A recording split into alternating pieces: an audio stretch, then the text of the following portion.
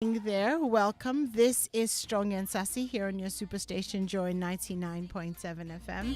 My name is Animwaa Anim-Addo and we're on until 8 o'clock. And tonight we're talking about whether couples should live together before they get married. I'll tell you more about our guests and of course we'll move on into the conversation. But before that, take a listen to this.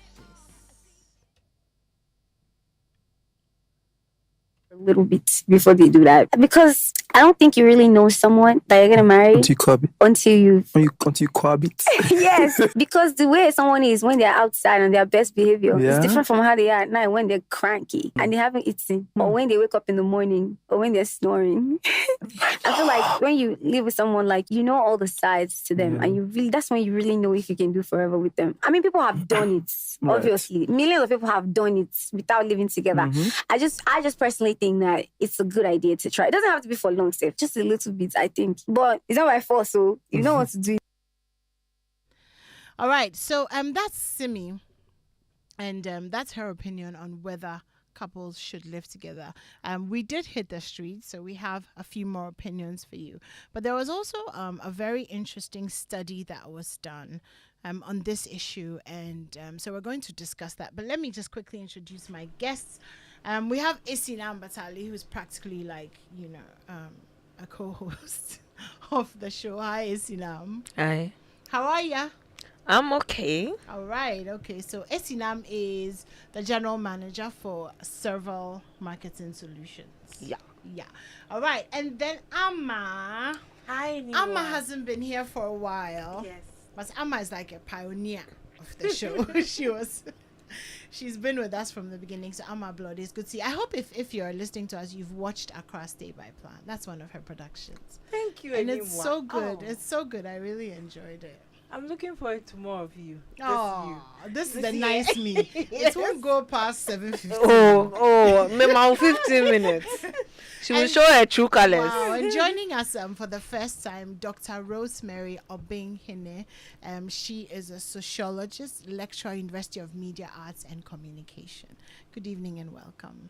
Good evening and thanks for having me. So you did a study? Yes. Yes. So could you tell us what the study was about and what you found out and all the exciting bits and pieces from it? Okay, so my study was about the lived experiences of couples in cohabiting relationships Okay. in urban Accra. Okay. Urban Accra because previous studies had suggested that people in urban centers are more likely to be in such partnerships. Okay. So then I decided to do it in Accra. So I sampled 32 couples. Okay. And I must say that it was difficult getting participants because it's not easy to tell whether someone is in a cohabiting relationship or not. Okay. And yeah. even when you find them, it's difficult for them to open up because it's their private stuff. Yeah, so I did my best and got the 32 And got the 32. participants, right? Okay. So there were three things I was interested in. Why were they in the cohabiting relationships? That's Okay. one. And then what were their experiences?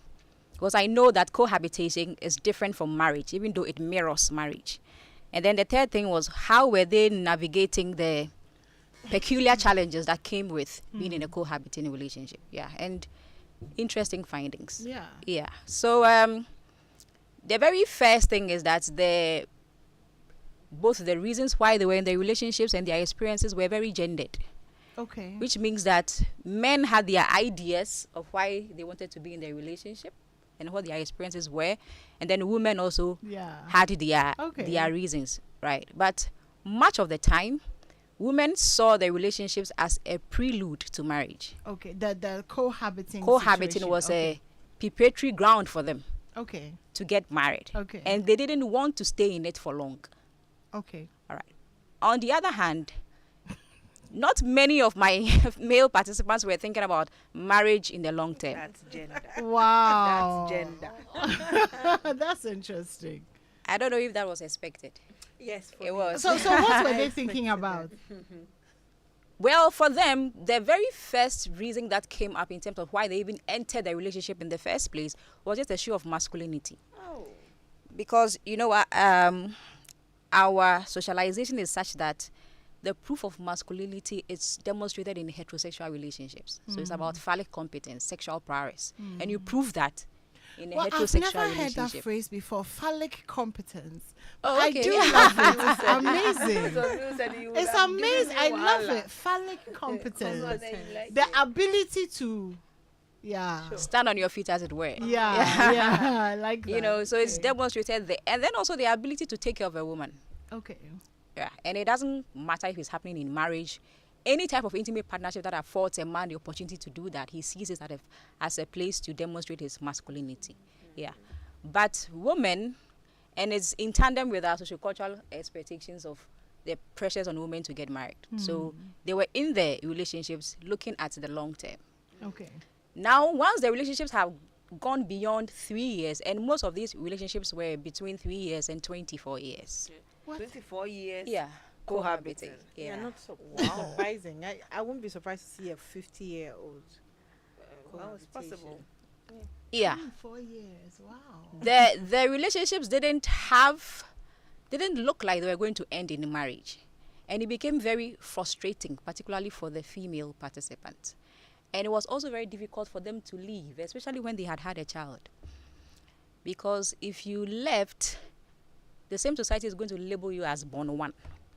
You know, and the thinking is that if you have children with different men, you probably have loose morals as a woman. So then you stay with the man, right? And then, in as much as they wanted the relationships to translate into marriage, there was also very little they could do, because in our context, a woman cannot marry a man.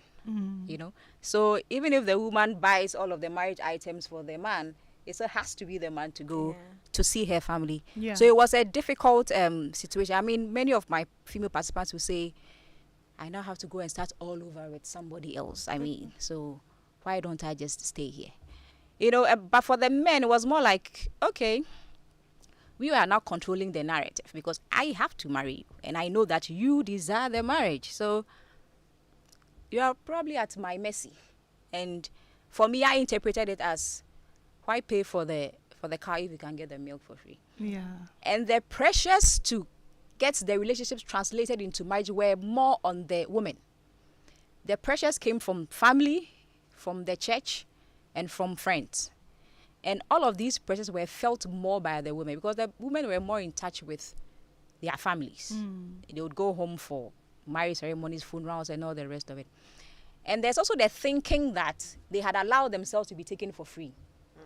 You know, because they should have ensured that the men came home to perform their marriage rites, and they didn't do it. So there is their responsibility to make the men do it. So the pressures were on them. Then the church. I mean, we know that generally women are more religious than men are. So in their churches too, they felt the pressures from their pastors. When is the man marrying you? You are living in sin and all the rest of it.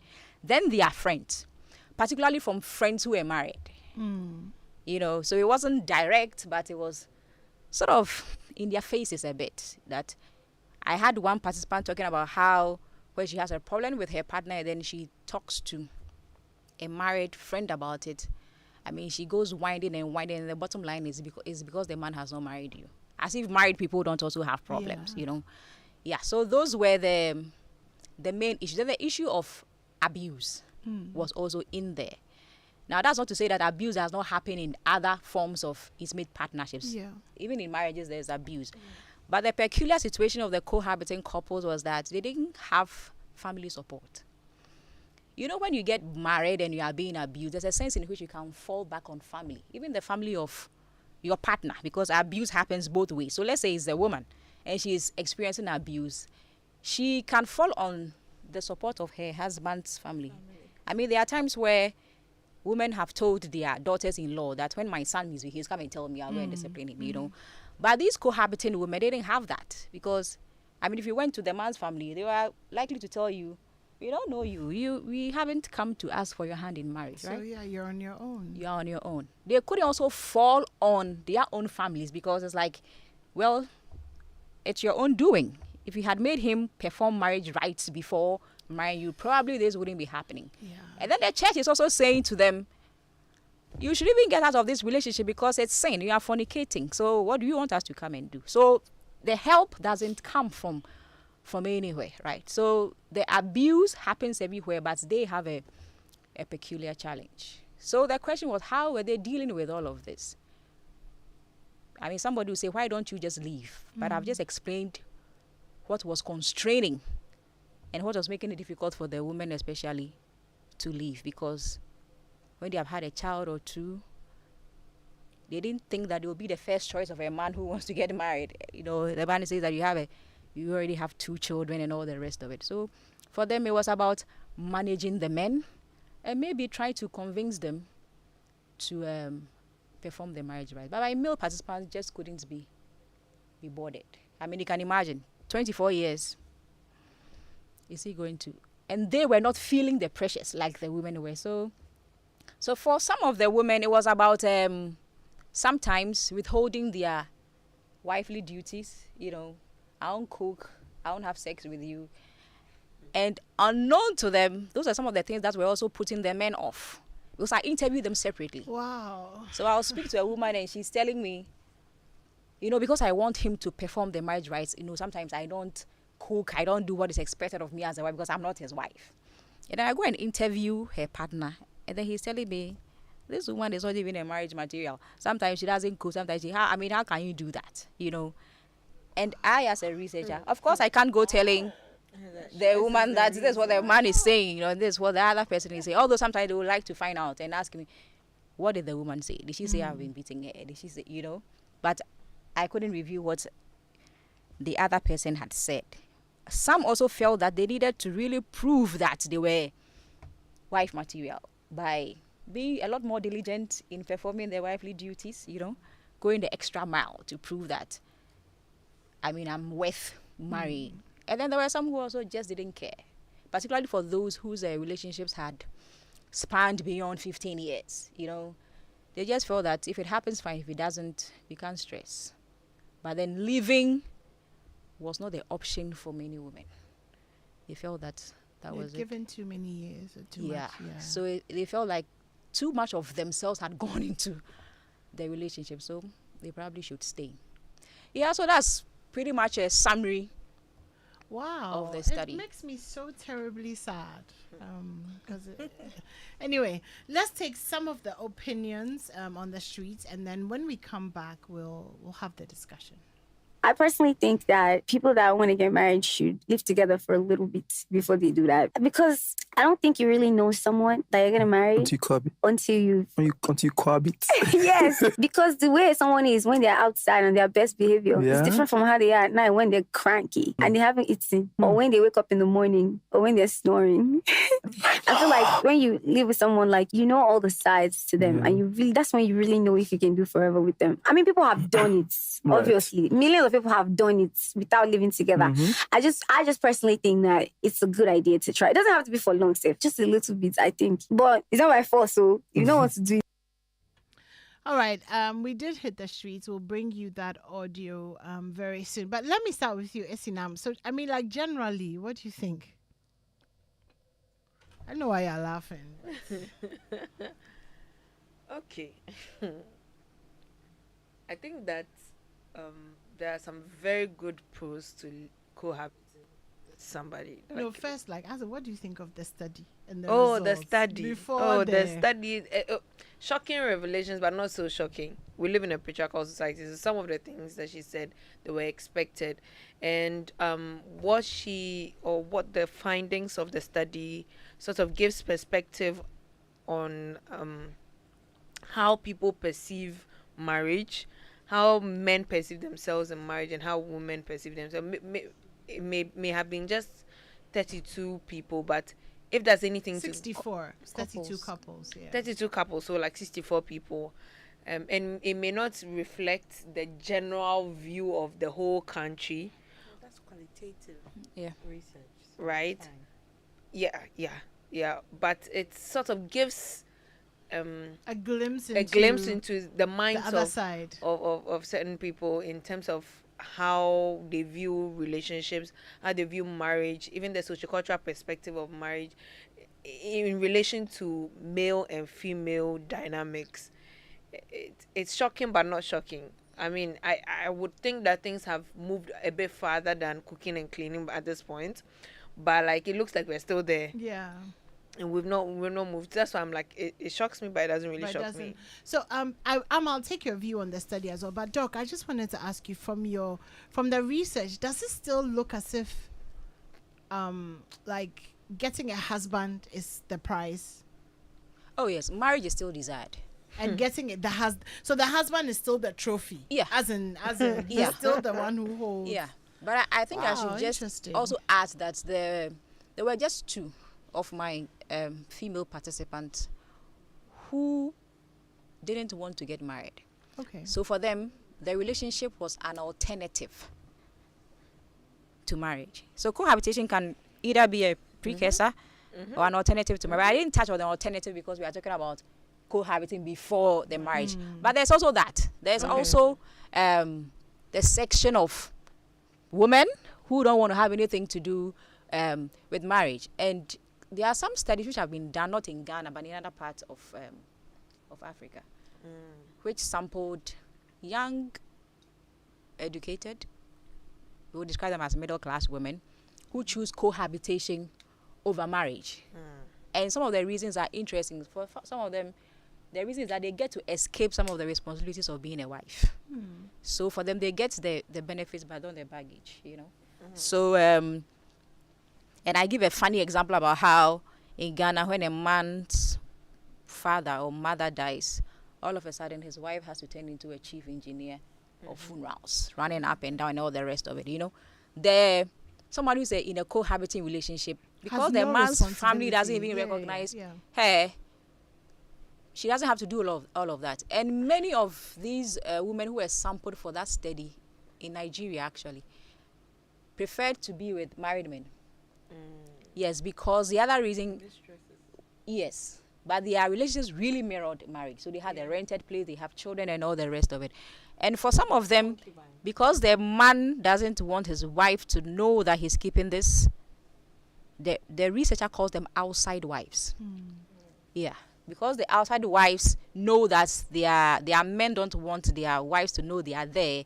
The men are of very good behavior, you know, because if you misbehave, I'll let your wife know that I'm in the picture.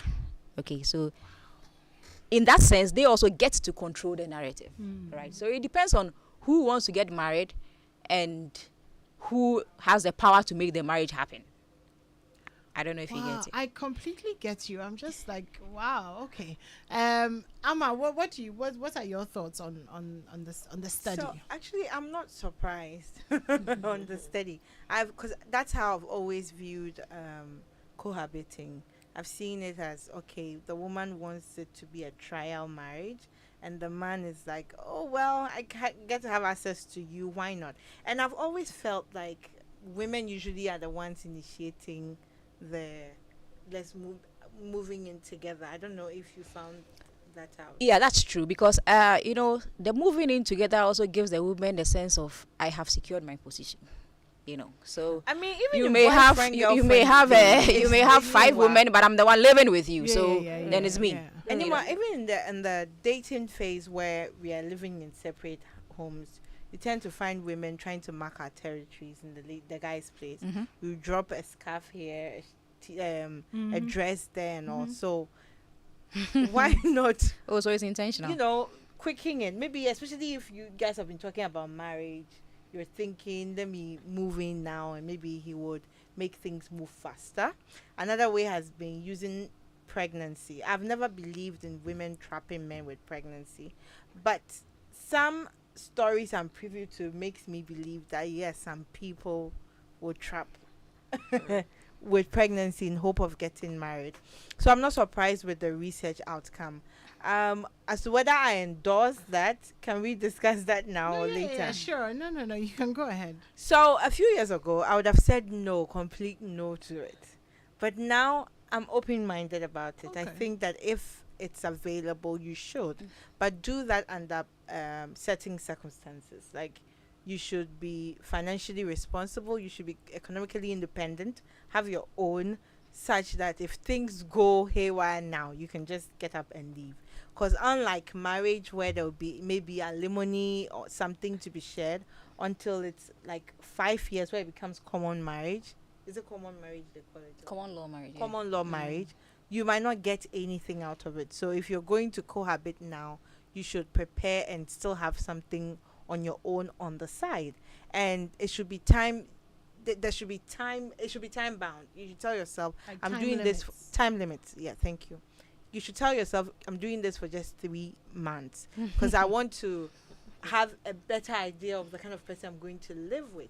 Because what Simi said, I've had married friends tell me that, look, when you're dating somebody, you think you know them until you are married to them and you are living in the same house with them. You experience a different version of them. Having heard that repeatedly, that is what is making me more open-minded about cohabiting now. But in the past, I used to think, oh no, and I liked the fact that our generation, from millennials all the way to Gen Zs now, I think we are getting married more than even the baby boomers did. The older people, most of them didn't get married. It was cohabiting, and then maybe they were going to do knocking, and then they stayed together. Yes, ask your parents if you've not seen wedding pictures, then they didn't get married. No, I Maybe- know that they call it wutin or something Yes, like that. that's That was the very knocking. common. Yeah, they with- do that, and that's it. but But I they don't don't pay know. dowry on her head for her to be an actual wife. So we just say, oh, you are married, you're together, and so you see many I years don't know down if the Doc line agrees with you adult in terms of children. the statistics. Well, I guess Good. when it gets there, when after a few years with older children, then because you're a Christian now, you are likely to go to church and go and do blessing, and now you officially can call yourself married. But otherwise, your neighbors consider you oyere ukunu, but technically you're not married. So I was already happy that we, the younger folks, are making things more official and protecting ourselves more in the marriage, in the event that it doesn't work out or death do you part, you are more protected. But I think we are quickly moving back to the phases where more younger people are willing to try cohabiting before they eventually. We do that with the weekends already, so it becomes easy to say, let me Going move in for Friday completely. to Sunday. and then- And it's you. I think the demand Saying even no to become beautiful. higher with I know, right? the hike in rent prices. If we are You both living understand? separately, we are spending more money. And So most of the time you are in my house anyway. I'm in your house anyway. So, So why not don't just we save just- money yeah. and then moving? So for economic factors too, a lot of us are considering cohabiting now, just so we can save more money. Whether it's good or not, I think it is okay if only there's a time limit to it. Okay. Islam. What was the question, please? What do you think about the cohabiting issue? As somebody who has gone through it, or who is in it, it's been very enlightening and very eye-opening hearing the reasons that some go into it. But for me, it's not even about it has nothing to do with marriage or marriage and being inside. The whole dynamics of marriage, for me, I consider it very differently. I believe the law demands it and everything, society demands it. But what if we could do without it? What if we could live in a world where we didn't have to go some place to go and sign some document to prove that we are, like, what if we could just be and just take care of each other? It has nothing to do with whether or not they would marry you, and like all those power dynamics don't matter. What matters is that you found your person, you like the person, you want to spend the rest of your life with the person, and so you just live with the person. And that's how my mindset has been, and what's inspiring my being there. So it's not a trial, it's not a test case as I'm trying to figure out how it will go. It is, I'm in it, I live in it every day. I wake up and I'm in it, and I'm enjoying what it comes with. When there are challenges, I fix it. So when the time comes, or when I go to sign a document that says that, okay, this thing has become official, it's still a continuation. I'm still living in it. You know, there's a lot of pros and cons with living with somebody, and that's what will probably get me to the point where I'll say you should or you should not. I agree with Amma when she says have a time limit. That is, if yours is I want to study this person to figure out who I'm getting married to or who I want to spend the rest of my life with. It would be great to live with the person to figure out who you are ending up with, because the people you see on the outside, there's 100% chance that they are a complete different person, completely different entity when you go behind Wow, the not doors. even a person, an entity. It's a totally different person. They've People moved from say things they don't do. People like to keep up appearances. People like to look good, social belonging. And because of that, they would create narratives about themselves. They'll tell you stories that are not true. But when you start living with the person, you see their daily habits. You see the things that make them move. You see the things that excites them. You see them in their high moments. You see them in their low moments. You see what level of support you can give to this person. You see what level of care, what level of attention they require. You know them. If you are being observant, you will get to know this person. You will get to know them for who they are, and then you can decide on whether or not you want to be in the relationship. Yeah. And that's a good pro for me. It could be the other side where you can get too familiar with this person that, like, it will breed grounds for disrespect, because like I said, then you know their habits, you know all their bad habits, you know what they're doing that they are pretending they're not doing when they're outside, and so you start, contempt and you stuff start like that feeling come up, yeah. contempt, you start disrespecting them, you start making snide remarks and things like that. So it could end up on the other far left of the scale, but you could also end up on the level where the level of awareness between the two of you has grown so exponentially that if he coughs, you know what it means. If he gives you a certain eye when you're outside, you know what it means. But aren't those things supposed to be like saved, as it were, for marriage? Because what if what you find out you don't like? What if you can't live with what you find out? That's the scary part. Exactly. That's And the you scary won't know part, that okay. when you're dating someone from a distance. You honestly won't know.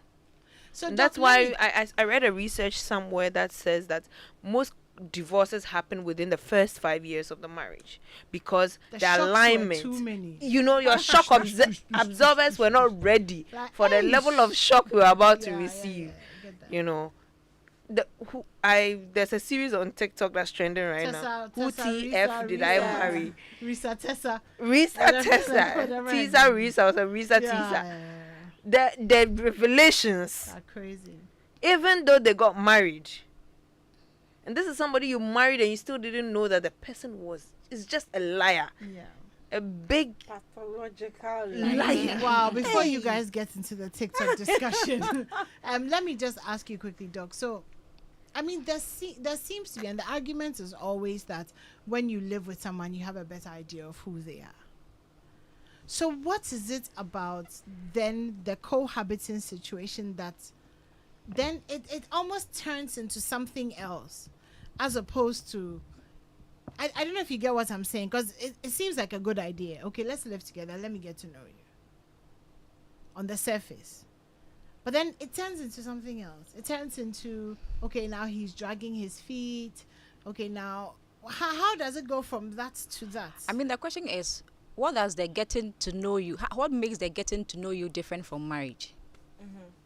That's the question. There's the exits clause. Yes, the That's the exit thing. With the availability. cohabiting is the exit. The fact that, okay, if I don't like what I see, I just pack and move out. But if I'm married to you, if I've never lived with you and then I get married to you and I don't like what I see, I'm stuck. Or it's a lengthier. Yeah, so It's a lengthier, more in difficult reality, process. the experiences are the same, because the cohabitation is actually marriage. Yes, that is not it's not official, right? But what makes the difference, or what brings in the issues, is the motive. So when Esinam was talking, she was talking about the fact that she is not thinking about marriage, right? She has found someone she likes, and they are just living the life. That is different from somebody who says that this is a preparatory ground for marriage, so that when the marriage is not happening, then the person is frustrated. She is not looking for any marriage, so their frustration will not be coming from that direction. Now, from my study, it was a gendered conceptualization of the union. One person doesn't care where it's going, another person wants it to go end somewhere. in marriage. Then it becomes problematic. But for people who say that there's an alternative to marriage, so both parties know that there's no marriage in sight. Or We are not whether going it to happens formalize or not, anything. we Whether do. it happens or not, we don't care.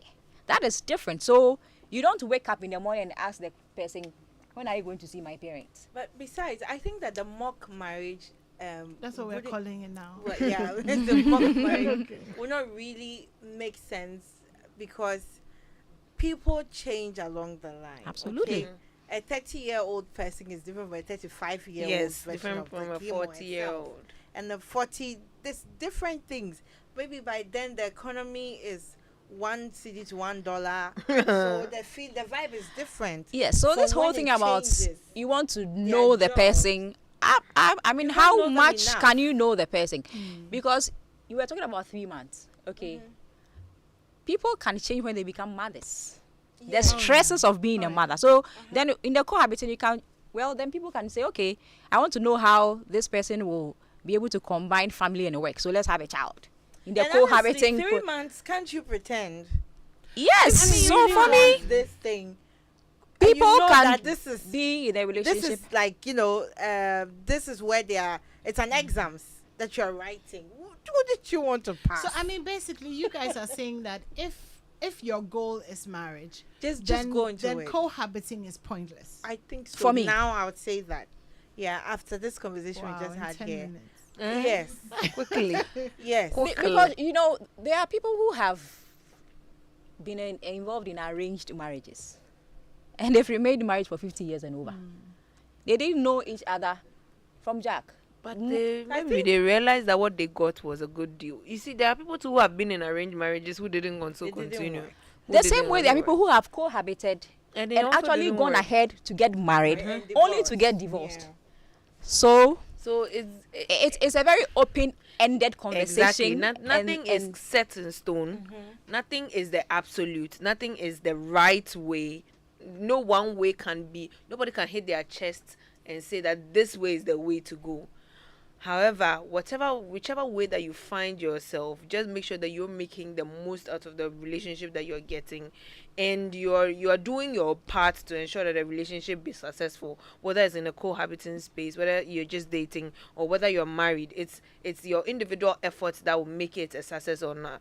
Like your efforts plus your partner's effort that will come together to make it a successful relationship. And wherever you find yourselves, that don't really matter. There are some relationships that needed to cohabit to stand, that if they were apart it probably wouldn't have worked, because maybe in terms of communication, one party doesn't know how to communicate well, and when they text, because of the kind of words they use, it appears aggressive or it appears some way, and because you can't read tone from a text message, you can misinterpret things. There will be a lot of fights. Whereas if the person was right in front of you It's and easier they to said communicate, something, you yeah. would see from their face and know that, oh, they didn't mean any malice. So there's some relationships that are actually doing well because they decided to cohabit, and there are some that casted just by the decision to cohabit. You know, so it's And just also, about and where also you don't you find think it's yourself. also because they were impatient? Maybe at that time, in hindsight, if you ask them, they'll probably say, I think I should have been more patient. I could have communicated better. I mean, that's for people who cohabited and maybe 6 months down the line, they're like, no, I can't deal with this, so I'm done. And later they're like, oh, I think I could be a little more patient with this person. Okay, let me So- ask you guys. So I'm starting with Doc, right? From a strategic point of view, and from a woman's point of view, from the research, it does not really help women to cohabit. Yes. If your end goal Is marriage. Is marriage. yes, From the research. yes. So strategically, you should withhold the milk living in the house. Because I mean, you said it was the point of buying the cow if you have the milk, but I may be living in my house, but you still have access to the milk 3 times a week. So Maybe not full access. well, I mean, yeah, but certain, you know what I mean, certain Yeah, sorts yeah. of access. So wow, I'll be cool. So strategically, from the research, if you want to get married as a woman, it's not in your best interest to cohabit. I will say that. I will say that from the conclusions of my research. If you really want to get married, if the marriage is the end goal, cohabiting will not be in your best won't interest, speed because up the, the the, process. the likelihood that you get frustrated somewhere along the line is very high. Because once you get in there, and especially when the relationship has gone beyond 3 years, There's a and killing you've point. had a child, and you cannot go and perform marriage rites for the man, the likelihood that you will be stuck in there and frustrated and living is going to be difficult for you is very high. And I think frustration too will make you put up certain behaviors. Like you said, you'll be withholding certain things. And that would even make your partner judge you and have a reason to not give you what you want. To say that you are not a marriage material. So living with you for 3 years. So what is it from the research? I don't know if you are able to deduce it. What is it in a man's mind that almost then lengthens the time that he may have decided to marry you because you live with him? Like, what's the... I mean, I know we'll never really understand how men think. Absolutely. But I'll make reference to the work of one sociologist. She's called Eva Ilaus. She's an American. And she has this classic book titled Why Love Hurts. And she explains why the attitudes of men and women are different when it comes to romantic relationships. And she says that for men, much of the time is pleasurable exercising power. And power in the sense that I will have to marry you. therefore, You desire the marriage, but it is in my hands. So it's a demonstration of power. so and strategy some men number one, find don't it act like you pleasurable. want to get married, because then You- there's no you have power. to want it, but not want it You want well. it, but you don't show You don't it. Like, want you it have enough. to, yeah, because then there's Women no are power. suffering, Papa. So please, if you are know. taking notes, if you like, we'll wait for 10 seconds. Go and get a pen and paper. Come and write down the strategies. Number one, don't act like you want to get married. Then there's no power, right? Being exercised on you. There's no power. There's no power to be. Because I have noticed also, and I mean, I haven't done any research or anything, but I have noticed that when in relationships I've observed, when the woman is not too keen on getting married, then the man is. You're like, what at all is wrong with you? Like, I don't get it. Why are you guys laughing? What the hell is wrong with who? With them, like with the men. With the men. Well, The fact that because she doesn't want it is why they want to marry So her. then they want. I think it's the same reason human nature. some men who want a very submissive and dependent woman would see a jobless woman who is probably also lazy, doesn't want to work, wants complete soft life and to be taken care of. And they'll leave her and go for a woman who's very ambitious because they want to dominate and get her to change. Like, I got you to be dependent on me. I think so. So, Doc, please continue with the why love hurts. So the control thing is very interesting. The power Yes. thing. So sorry. she says that because of that, there's what we call the marriage market. The marriage market is just a social arrangement that affords people the opportunity to meet others. So she says that women are more likely to think of the market as providing prospects for marriage, but men are more likely to think of it as a sexual market in which they want to stay longer compared to women. And that gives them what she describes as commitment phobia.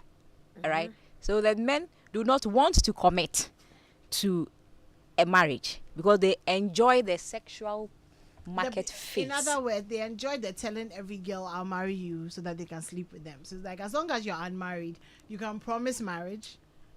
All And women get- should be celibate.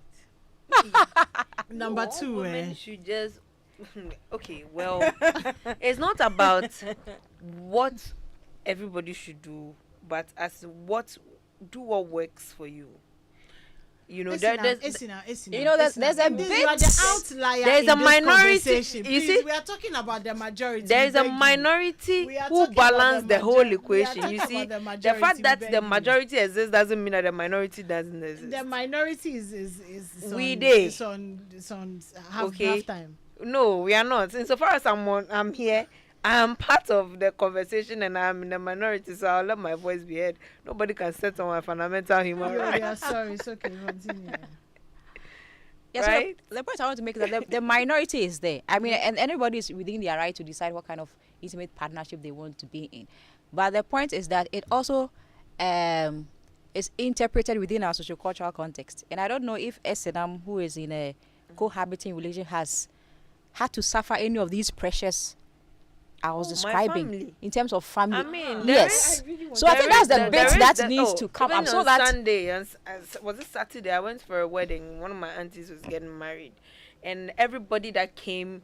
And funny enough, my uncle who hasn't seen me for like months sees me, and I just graduated from school, so I'm hoping that he would even say congratulations. And the first thing was, so when are you getting married? And I was like, hey, so my graduation doesn't matter. So, oh, congratulations, but when are you getting married? You know, and so many different people saw me and asked, hey, we are hoping to come to your wedding next. So there's a lot of pressure, right? But then again, I know what I know what I'm about. I'm not married because I don't want to be married now, and that's because, and that's just where my mind is at, right? There are some few things I feel like I need to get straight before I enter what I will call a marriage, because, like we said, for life is for life, and I don't want a situation where it will be one of the wrong decisions that I make. My choice of partner would be a wrong decision that I make. So I want to make sure that I, as a human being, I am in the space of mind that I can entertain taking care of another person and possibly more people for the rest of my life.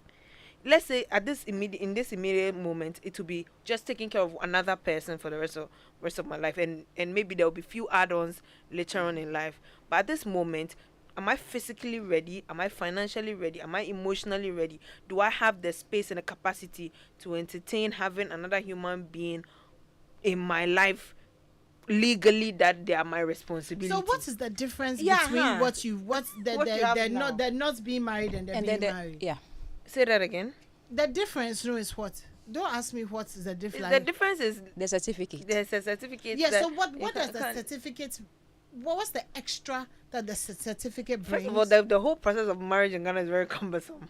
It's very cumbersome. So for you, is the process. I don't like the process. But right? it could be shortened. You could It- just go it to the could be registrar shortened, general yes. and just And sign. my uncle even got to the point of coming to me and saying, "You don't worry, we'll dash you a man. We'll dash you a man who, whatever man you say you like, we'll dash him to you so that he will take care of you. We'll do everything so that it will be a simple process." If I had my own way, just sign and then just go home, and everybody should sit there somewhere. If it's the paper that will make a difference, let's just sign. But then no, you have to go for counseling. You have to do this. You have to do The ceremonies. kind of lady that can get your way when it comes to So, this. Mike, you so haven't stressed. answered. You I'm haven't stressed. answered the question. I'm stressed. I'm concerned I'm stressed. about- 1, 2, 3, 4, Are you 5. not worried about see finish, familiarity breeding See contempt? finish? You see, for some what? people finish, who have, finish, if you have go. 20 personalities, their Yeah, finishing exactly. never finish. The finishing Will never finish. finishes. Because The- every other day, you don't know who The is showing finishing up. never And finishes. also, Animwaa, how does it work? The economic factor. How do you share responsibilities? That's just Who a does what? conversation, And though, whatever isn't you it? do now, is it going to be translated into the marriage, or when That's it's what I'm marriage saying. The time? paper would you only have to be do a signing. change? Nothing changes. For Nothing. you, nothing No, changes. But I- now that I- they're single, is he still being the man of the Husbandly. house? You see, that's the thing. I You don't see, need a Essie man now of the doesn't house. believe I in don't her. believe Let's in not man go of the there head because of she the doesn't house. believe in I don't believe in head of the house. That's why You I see, said the the minority power should dynamics just of take a break. relationships don't matter to Can me. the minority take a break? Doc, you wanted to say something. Yes, I wanted to say that Majority, please. we might think of marriage as just a paper, but I think it does more than just Oh yeah. recording people's signatures, you know? Yeah. So, for example, even with the sample I used, they spoke about not being able to fall on family support in terms of. So, traditionally, for example, adjudicating marital matters has always been the responsibility of family. Just that now the church is taking over it, you know, and pastors are now dealing with people's marital matters. But it has always been the family. And there's a sense in which the family are stakeholders in the marriage. It doesn't mean that their noses are everywhere in the Doc, marriage, let but me there's a ask sense you- in which they Let give. me ask you, the Yeah. stakeholders family, don't they cause more problems than They do. I don't think than- so. They than do. not? Oh, the fact that if you went to your husband's mother and said that your son did this, he would stand up for you. I mean, it gives you some sense of. I mean, but They are I don't the know same if people SNM too. can do They are that. the same people too who can come and They say will that stand up for you, your- but their son is their son. Oh. yes, like you if she's not giving birth, then go and find another woman. And I mean, like, they are the sometimes does the family really help? okay, well, in my case, Yes, family has not been always, helpful. but sometimes. Sometimes. In my Not case, always. his family is really helpful and my family is helpful. So it's just that they've not sat in one ceremony. So the minority just cannot take a break. Oh, but I was asked the question. Okay. I was brought in by Doc. Why are you trying to sit on my okay, shine? fine. The Listen, other I am concern Doc, I'm is listening. with okay, so in the event that there's a medical emergency, for example, Medical because you are- emergencies don't require a marriage certificate. So whoever you list as your whatever. really.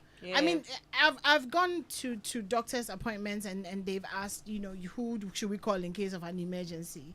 And at whatever time it is, whoever is the reigning champion.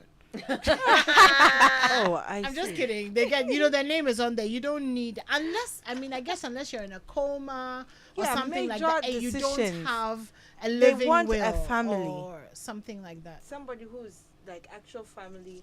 And I mean, because I've read of instances like this, and this is one of the reasons I had to convince a good friend of mine not to consider a long-term partnership, because that's what she was looking at doing instead of marriage. And I was like, well, I read about this. Somebody was sharing the experience where they couldn't let her make a decision for the person she had been with for decades because they were not married. They were not, yeah. So- Okay. I mean, fair enough. But I just That want to means- find out from Esinam, how about the sense of security? security in terms of what? In terms of Even the is this relationship person Emotional going to be with security. me? even the relationships are saying, She because I doesn't think that one need thing marriage emotional. gives. People don't understand that I she's think the that- okay, minority. no, but besides her, I think that No, but I one think of it's the important things for us to married- still to know. understand, yeah. Yeah, the Esinam, so minority. do you feel secure? Yeah, I do feel secure, and the security is not. I don't think marriage is enough security. I've been married. There have been times when I haven't felt secure. even the when marriage. you were, even when in- you yeah. were married. So is it the marriage that brings the I think security, it's the or is person. it It's the person that brings the and security. who they are, Yeah. and the It's way the- that they yeah. treat you? It's the I person. think it should be both. The person obviously will give you a lot of security, but with marriage, what I think marriage gives that relationship are not give is with relationship. When I'm done, I say, I'm done with you. I'm broken up. You don't call me again. Yeah, but and you that's have it. But no with marriage, idea you how have time. nice it is to be able to say, "I am done," and all I need Yeah, to do is yeah. put There are myself times where that's a flowers. good thing. There are The times, joy of like being if able to you do are- that. If you are dealing with a very toxic, dangerous person, it's easy to be able to say, "I'm done," and that's it, ends it. But otherwise, if this was a relationship that could be saved, and you guys are having a low moment in your relationship, that period that stretches from marriage to divorce could be the period that gets you guys back together.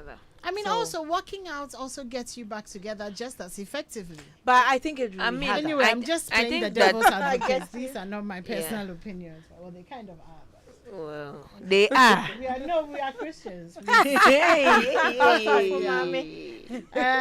Okay, so I think so. There was a thingy, a poll, and we did a poll on Twitter. Should couples live together before marriage? 59% of you said yes. Oh wow!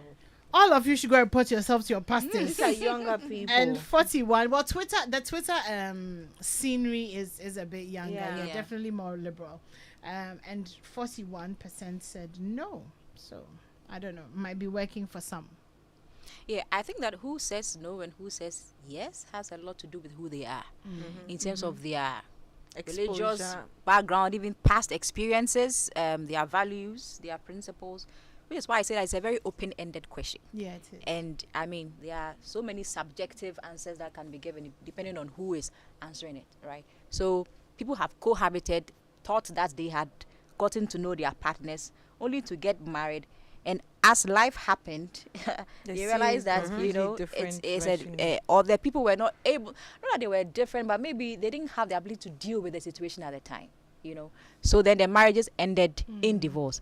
People were married through arranged marriages and they have remained married. So until we have real time statistics that say that couples who cohabited before they married had more successful marriages than those who did not, I don't think that we can come to a very conclusive Statement of fact. statement or Yeah. fact about it. So Okay, so for those of you texting me that I should let Doc talk, I would like to say it's Amma who keeps on interrupting me.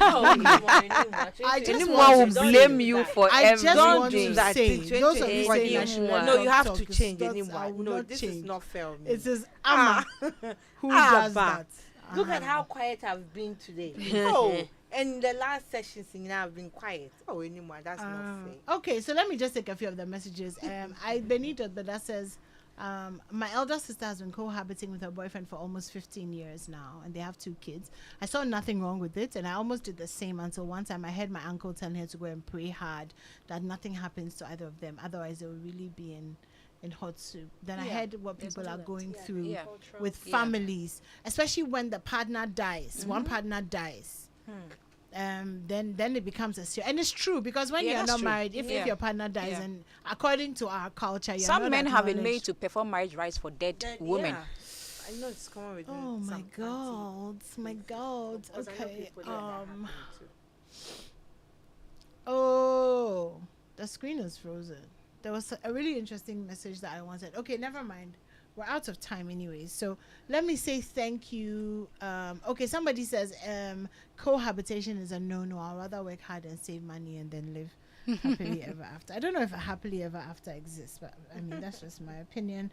Okay, so a very big thank you to you guys. Thank you so much. Isinam for joining us, Ama and Doc. Thank you so much. It's been so interesting hearing facts. You know, we do a lot of opinions on this show, so it's been really great hearing facts. And if you do any new exciting studies, please let us know. I will. So that we can do that. All right. Well, thank you so much for staying tuned in. Football is coming up next, I think. Yes, definitely. My name is Animwaa Anim-Addo. We'll do this again next week, Wednesday. But let me say a happy birthday to not my forever person. So this is a message I'm reading. Happy birthday to my forever person, Mr. Benjamin Echampong, the one who makes my day better just by being in it. Ish. May your glorious day be filled with love, laughter, joy, happiness, and peace. God richly bless you. And amen to all that you wish for. From your lovely wife, Mrs. Jacinta Echampong. Charlie, you get raps. All right. Well, make it count tonight. Let the raps translate into action. Yeah, into styles. All right. Okay. Well, good night from us. We'll be back next week. A big thank you to the whole team. Mirabelle, thank you so much for all the hard work. And Abex and everyone else. All right. So football, like I said, coming up next.